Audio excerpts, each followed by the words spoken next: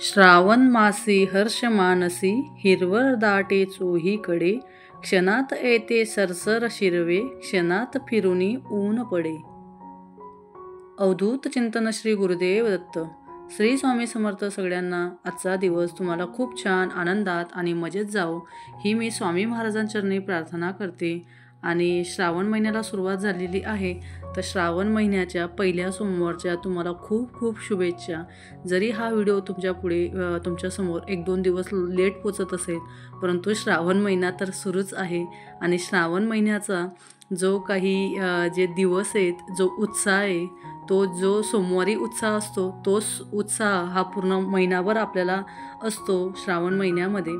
तर आपल्या भारत देशाला सण समारंभ आणि उत्सवांचा देश म्हणून ओळखलं तर जातोच, परंतु आपल्याकडे प्रत्येक ऋतुमानाप्रमाणे सण आणि उत्सवांचे आयोजन केले गेले असते. आणि म्हणूनच यातलाच सर्वात मोठा सण उत्सवांचा काळ असतो तो म्हणजे श्रावण महिना. सगळीकडे बघा पावसाची संतधार सुरू असते आणि देशाच्या विविध भागामध्ये त्या भागातील पद्धती आणि त्यांच्या धर्मातील रूढी परंपरा हे सुद्धा चालू असतं ह्या महिन्यामध्ये. तर आपला जो श्रावण महिना असतो ना, हा श्रावण महिना सात्विक भक्तिभावाने पुनीत असा हा महिना मानला जातो. तर या महिन्यात अनेक व्रत वैकल्य केले जातात. या एका महिन्यामध्ये अनेक लहान मोठ्या सणांचे व्रतांचे आयोजन केले जाते. आणि आज आहे आपला पहिला श्रावण सोमवार. तर बघा, पहिला श्रावण सोमवार आहे आणि माझी खूप इच्छा होती, मला महाशिवरात्रीला जे बिल्वपत्र असतात, बेलपत्र, ते मला व्यवस्थित मिळाले नाही. परंतु ह्या वेळेस मला यांनी इतके छान कोवळे आणि ताजे फ्रेश बिल्वपत्र आणून दिले ना, इतके छान मिळाले मला. तर माहिती का, तो 150 रुपयाला एवढी एक बॅग बेलपत्र विकत होता 150 रुपयाला. तो 150 रुपयाशिवाय एक रुपया कमी करत नव्हता तो लहान मुलगा.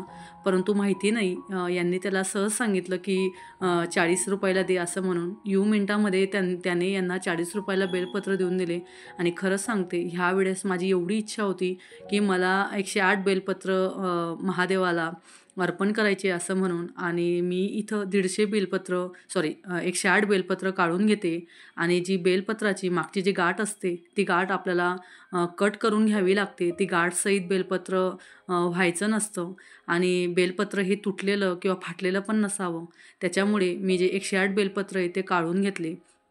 आणि आज काय झालं, मला आज थोडं बरं नाही आहे. खूप जास्त बॉडी पेन होतं आहे आणि डोकं पण दुखतं आहे मायग्रेनचं. आणि थंडी पण खूप जास्त वाजते.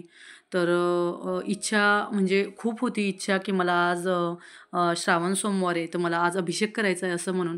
परंतु हे मला अभिषेक करू देत नव्हते. हे म्हणत, राखी बरं नाही आहे, बरं नाही. परंतु माझी खूप जास्त प्रमाणामध्ये इच्छा होती की आज मला अभिषेक करायचा आहे असं म्हणून. आणि अभिषेक करत असताना मला तो दिंडोरी प्रणीत असा अभिषेक करायचा आहे. त्याच्यामुळे माझी खूप इच्छा होती, कारण आत्तापर्यंत व्हायचं काय, मुली लहान असल्यामुळे किंवा काही ना काही प्रॉब्लेम राहायचे. परंतु ह्या वेळेस काहीच प्रॉब्लेम नसल्यामुळे मग मी म्हटलं, अडथळा काही नसल्यामुळे मला सेवा तर ही करायचीच आहे असं म्हणून.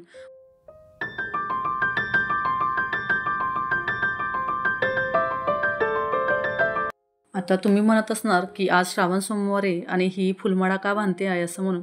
बघा, एक सांगते तुम्हाला, ज्यावेळेस आपण घरातली एखादी महिला असो किंवा एखादा पुरुष असतो, जेव्हा देवपूजा करतो आणि त्या सात्विकतेचं वातावरण, त्या लहरी, सात्विक लहरी ह्या पूर्ण घरामध्ये तर पसरतात. परंतु आपल्या घरामध्ये जेवढेही मेंबर आहेत, लहानांपासून मोठ्यांपर्यंत, त्या सगळ्यांपर्यंत त्या सात्विक लहरी पसरत असतात.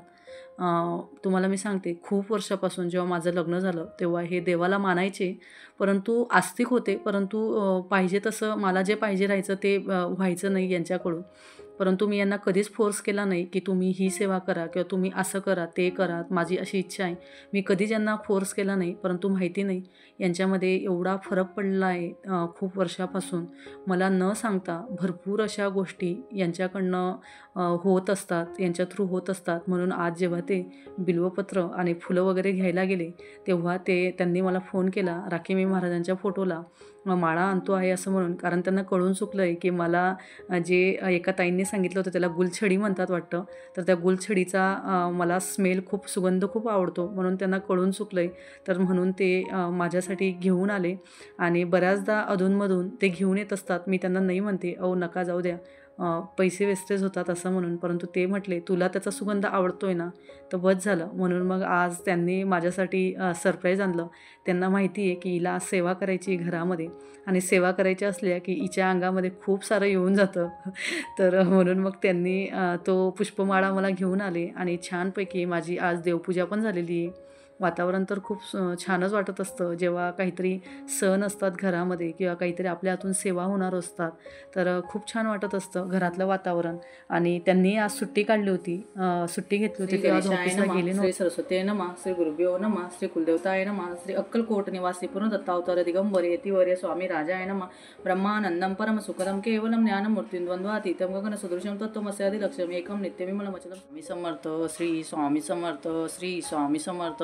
श्री रामरक्षा स्तोत्र. श्री गणेशाय नमः. ओम अस्य श्री रामरक्षा स्तोत्र मंत्रस्य बुद्धकौशिक ऋषि श्री सीतारामचंद्रो देवता अनुष्टुप छंदा सीता शक्ति श्रीमद हनुमान किलकम. श्री रामचंद्र प्रीत्यर्थे रामरक्षा स्तोत्र जपे विनियोगम. अथ ध्यानचोदयात. ओम तस्सवितुवरेण्यं भर्गो देवस्य धीमहि धियो यो न प्रचोदयात्. ओम तस्सवितुवरेण्यं भर्गो देवस्य धीमहि धियो यो न प्रचोदयात्. ओम तत्पुरुषाय विद्महे महादेवाय धीमहि तन्नो रुद्र प्रचोदयात्. ओम त्र्यंबकं यजामहे सुगंधि पुष्टिवर्धनम् उर्वारुकमिव बन्धनान् मृत्युर्मुक्षी यमामृतात्.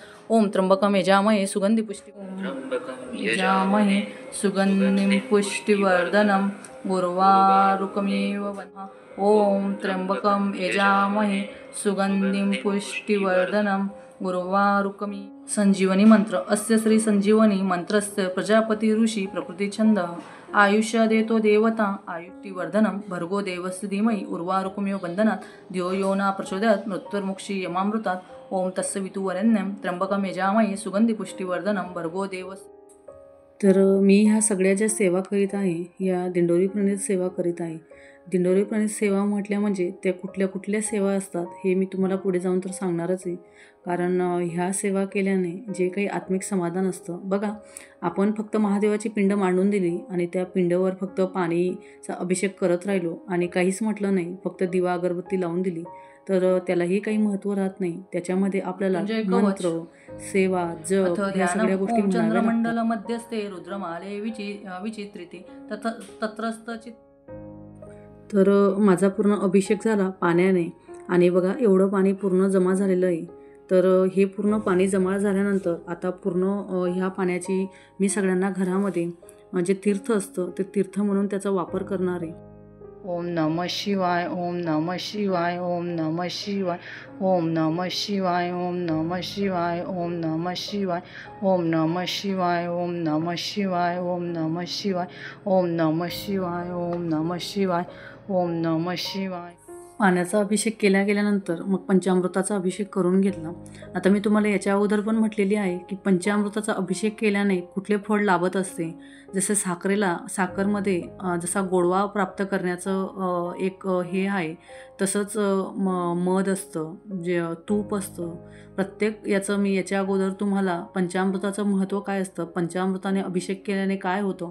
आणि बघा जेवढा आपण साध्या पाण्याने अभिषेक करत असतो आणि त्यानंतर जेव्हा आपण पंचामृताने अभिषेक करत असतो ना, पंचामृताने आपण कुठल्याही देवाचा अभिषेक करताना त्या देवावर एक वेगळंच रूप खुलून येत असतं. जसं की आपण अष्टगंधाचा, चंदनाचा पण आपण अभिषेक करत असतो ना, त्यावेळेस एक वेगळंच त्या मूर्तीला, मग ती महादेवाची पिंड असो किंवा गणपतीची मूर्ती असो किंवा बाळकृष्णाची मूर्ती असो, महाराजांची मूर्ती असो, कुठल्याही देवाला पंचामृताचा अभिषेक करत असताना त्याचं एक वेगळंच रूप खुलून येतं. आणि जेवढं आपण पंचामृताचा अभिषेक करत असतो तेवढं जास्त आजूबाजूचं वातावरण खूप सात्विक होत जातं. आणि त्यानंतर त्याच्यावर पडलेलं दही आणि त्याच्यानंतर पडलेलं मध, ह्या दोन गोष्टी पडल्यानंतर अजूनच जास्त ते रूप खुलून येत असतं. वातावरण एवढं सात्विक वाटत असतं, घरामध्ये एवढी पॉझिटिव्हिटी असो किंवा सकारात्मकता पंचामृत टाकल्यानंतर एवढी जाणवत असते ना, खूप प्रचंड प्रमाणामध्ये ती सात्विकता जात असते आणि एवढं भारी वाटत असतं ना की काहीतरी म्हणजे वेगळंच रूप त्यांना येत असतं. आणि पंचामृताचा अभिषेक गेल्यानंतर मग मी इथं जे आपलं हे असतं महादेवाच्या पिंडीला आपण लावत असतो. तर अष्टगंध, चंदन अष्टगंध लावून घेतला आणि आजची जी मूठ होती ती मूठ तांदूळाची मूठ होती. तर नामावली ओम शिवाय नमः, ओम शंभवे नमः, ओम शशिशेखराय नमः, ओम आय नमः, लासवासिने नमः, ओम कठोराय नमः, ओम वृषांकाय नमः, ओम भीष्मोद्धुल्लित विग्रहाय नमः, ओम स्वरममाय नमः. मी अभिषेक करताना म्हटलं स्वामी स्तवन, स्वामी समर्थ महाराजांची एक माळ जप, गणपती अथर्वशीर्ष, रामरक्षा, गायत्री मंत्र, रुद्र गायत्री, महामृत्युंजय मंत्र, पंचप्रणव महामृत्युंजय मंत्र, संजीवनी मंत्र, अमृत संजीवनी मंत्र, शिवमहिम मराठी, रुद्र संस्कृतमध्ये शिवकवच, श्रीसूक्तम, पुरुष सूक्तम, महामृत्युंजय कवच, दीर्घदायू महामृत्युंजय स्तुती आणि श्रीकाल भैरवाष्टक आणि शिवनामावली 108 हे सगळं मी असं म्हणून घेतलं. ओम नमः शिवाय, ओम नमः शिवाय, ओम नमः शिवाय, ओम नमः शिवाय, ओम नमः शिवाय, ओम नमः शिवाय, ओम नमः शिवाय, ओम नमः शिवाय, ओम नमः शिवाय, ओम नमः शिवाय, ओम नमः शिवाय, ओम नमः शिवाय, ओम नमः शिवाय, ओम नमः शिवाय, ओम नमः शिवाय, ओम नमः शिवाय, ओम नमः शिवाय, ओम नमः शिवाय, ओम नमः शिवाय. शिवार शंकर नमामि शंकर, शिवशंकर शंभो, हे गिरिजापती भवानी शंकर, शिवशंकर शंभो. शिवार शंकर नमामि शंकर, शिवशंकर शंभो, हे गिरिजापती भवानी शंकर, शिवशंकर शंभो. शिवार शंकर नमामि शंकर, शिवशंकर शंभो, हे गिरिजापती भवानी शंकर, शिवशंकर शंभो. शिवार शंकर नमामि शंकर, शिवशंकर शंभो, हे गिरिजापती भवानी शंकर, शिवशंकर शंभो. हे बघा, आपल्याला सगळ्यांना ही गोष्ट माहीत असली पाहिजे की महादेवाच्या पिंडीवर बिल्वपत्रच का वाहतात बरं, दुसरं पान का वाहत नाही. तर समुद्र मंथनाच्या वेळी जेव्हा भगवान शिव यांनी विष प्राशन केलं होतं तेव्हा त्यांच्या घशात जळजळ होऊ लागली आणि बेलाच्या पानामध्ये विष निवारक गुणधर्म आहे म्हणून त्यांना डोक्यावर बेलाचे पान ठेवण्यात आले होते, जेणेकरून विषाचा प्रभाव कमी होईल असे मानले जाते. आणि तेव्हापासून भोलेनाथ यांना बेलाचे पान देण्याची परंपरा अजूनसुद्धा तशीच सुरू असते. म्हणूनच त्यांच्या पिंडीवर बेलाचं पान ठेवलं जातं.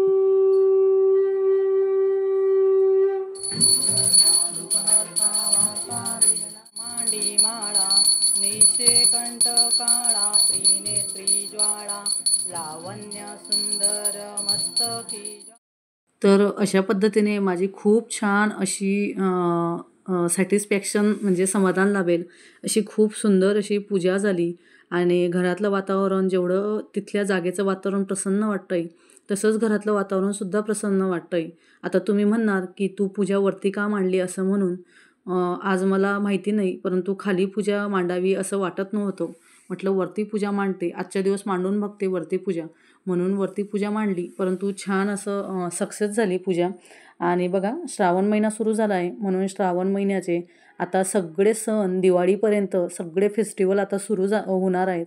तर श्रावणी सोमवार आला, मग मंगळागौर पूजन येईल, मग नागपंचमी येईल. तर नागपंचमीचा सण आणि महिलांचा सण सगळा एकत्र येत असतो.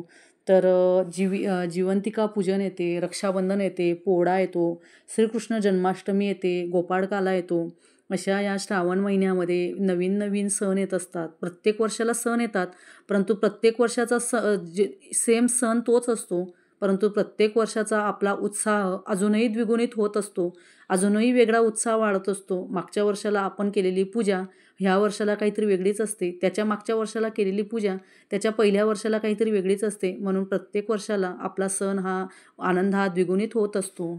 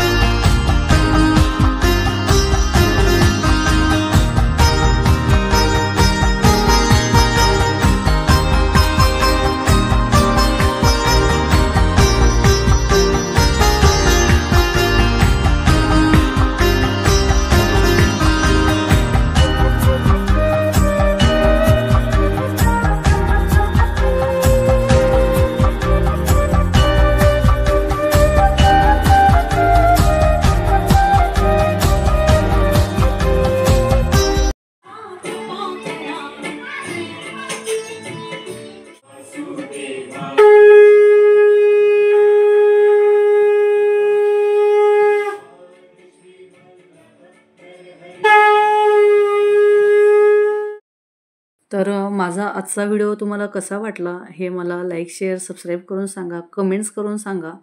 श्री स्वामी समर्थ. धन्यवाद.